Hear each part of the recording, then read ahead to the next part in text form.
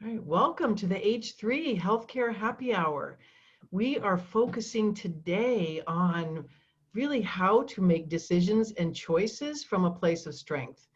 And I've invited LaTasha White to be on with me today. I'll bring her on in just a minute and I'll let her share a little bit about her story, and then we'll get that discussion going. We're doing a recording of her and I talking a little bit, and then we'll stop the recording and get the group on.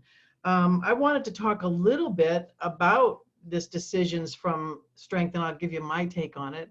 I believe it comes from a place of inner trust, being able to trust our intuition. There's a lot of tools, a lot of information about there about how to make good decisions, and some of the things that I believe help keep us from making good decisions is maybe either not enough information, or sometimes too much information can keep us in that indecision. We were talking about fear right before we started the recording. Fear keeps us sometimes in making decisions that maybe aren't from our strength. And really, I believe it's knowing who you are and trusting yourself, because we all have our own answers. And it's good to sometimes get information from other people and yet not base our final decision on all of that. It's really trusting our gut and trusting who we are. And then I believe in what we call love and truth rants, which is owning what the issue is. So if you're fearful of making a decision, to own that and talk about it. Talk about it with yourself. You can talk about it on a spiritual basis or talk it out with somebody else. What's really going on, and what, really feel into that, and then what the truth is. So you have to kind of know what your truth is, who you really are, and what your truth is deep inside of you, to be able to do that piece of the love and truth rants. And that's kind of what I wanted to share a little bit today. And so I'm going to bring LaTasha on. And thank you, LaTasha. I am going to have to look into this, how to have both of us on the screen to kind of do an interview, and I'll figure that out later. But I'm going to turn it over to you, LaTasha. Tell us a little bit about yourself, and then I'd love for you to share what your process is for making your decisions from a place of strength rather than fear. All right. So as Kathy said, I'm LaTasha White, and I am a wife of almost 24 years now, and we have 3 children. I'm a grandma to a 5-year-old grandson, and I'm a registered nurse and a certified leadership coach. And with the leadership coaching, I funnel that down to self-leadership, because I always feel like self is most important. Like, you take you with you wherever you go, and how you show up matters. And that definitely matters during these times of, like, I truly believe that we shouldn't silo ourselves. We have a tendency of, like, this is who I am at home, this is who I am at work, this is who I am at church. Like, you are who you are, and knowing who you are allows you to come from a place of strength all the time. And so when you're able to just funnel every single thing, and that's going to answer your question, Kathy, funnel every single thing through your purpose, it gives you a resounding yes or a resounding no. Some of those things I call necessary for purpose, when they don't always exactly line up, but it's just those things that we have to do anyway. And so those are the NFPs that we still have to go through. But being able to come from a place of strength always needs to, is this in alignment of my assignment? And if it's a no, it's a no. And be okay with that. You have to be okay with that. And when you are, everybody else is. Thank you. And I know that a lot of us, I say us because I've certainly felt it, and I think some people more than others have really walked in a place of fear. I was just discussing with Diana. She runs an organization called Seniors Helping Seniors, and so she hires seniors to stay with seniors, and it is her business. I actually hired her. Some of her seniors helped with my mom when my mom was still at home. And she's seen a downtick of her business over this time, because people were so fearful and they were making their decisions from fear. So, if people don't know their purpose and don't know how to align with that, do you have some suggestions with what's a first step or 1 or 2 steps to help them walk through getting past that fear? Because I do feel there's a lot of fear even now. So first we were fearful and locked ourselves in our homes. Now we're fearful to go out. Right, so how do we right. begin to go out in this world without being, super scared of every single thing? Right. And I'm a firm believer that we can come from a space of being afraid or scared, but not fear. We are not called to walk in fear. Like, we are given a spirit of love and a power of sound mind, not fear.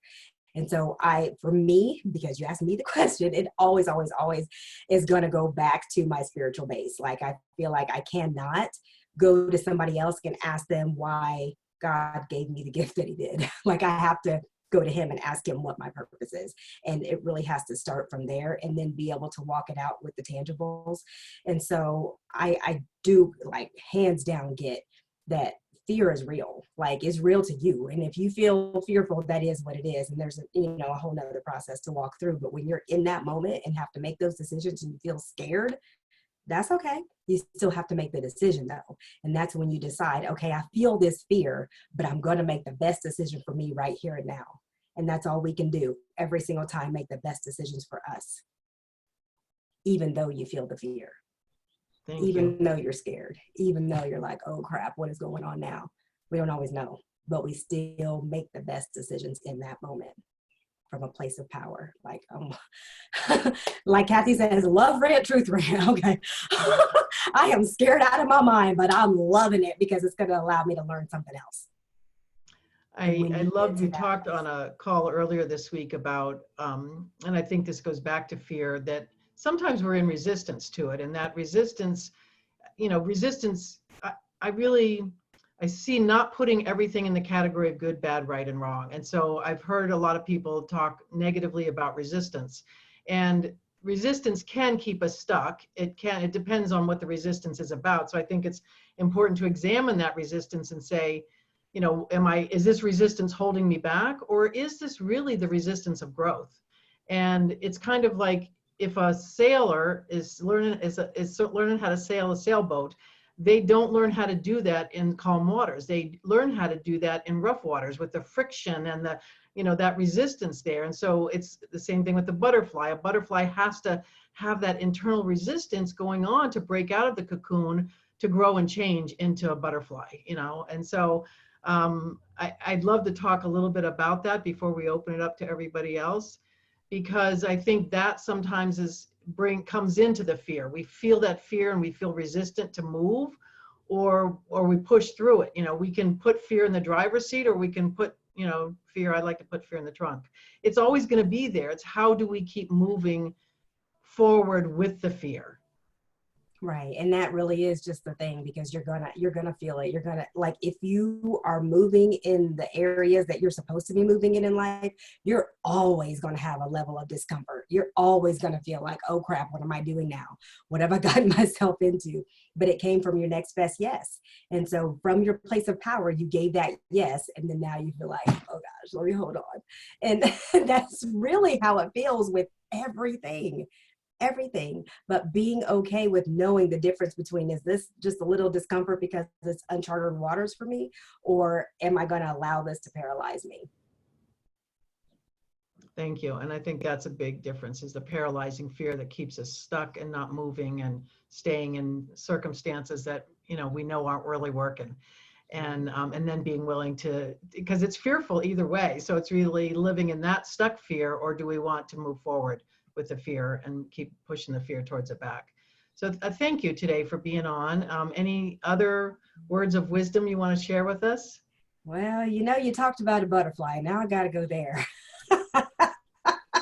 So, honestly, you think about some caterpillars slithering around the ground with other caterpillars, right? And then they go up into their cocoon to become this, and they have like the old slimy nastiness that goes on in the cocoon. And then they come out as beautiful butterflies. Do you think it was comfortable in that cocoon? Do you think that slime was great? Do you think transforming from that caterpillar to that butterfly was easy? Absolutely not. But they went through the process to get to the butterfly, and now they can never go back down on the ground with the caterpillars again.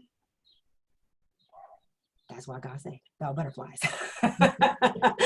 Every time I think of that story, and that's exactly what it is. When we go through transformation to the next thing, then we can't go back to the other thing. Yeah, thank you. And we all have to go through our own transformation, and going through that cocoon process because we can guide each other a little bit, and yet we can't totally do that for one another. And oftentimes, sometimes we try to. I mean, I know as a nurse that I wanted to save everybody all the time, do everything for everybody, and that doesn't really work. And I also heard somebody say a couple of years ago, we can't, when we rescue people, we rob them of their own experience. And I think that's something really to think about as we walk through this, that we are having our own experience. We are in the storm together, but we're all in our own boat, and we have to walk through this. And you can seek guidance, and yet at the same time, you've got to go through this transformation, this push through. I had heard a story about a woman saw a cocoon, and it was a butterfly trying to get out, and she helped it and helped it come out. And so because the butterfly didn't struggle to get out, it had little tiny wings and wasn't able to fly. So it never really became the fullness of the fullest expression of who it was meant to be.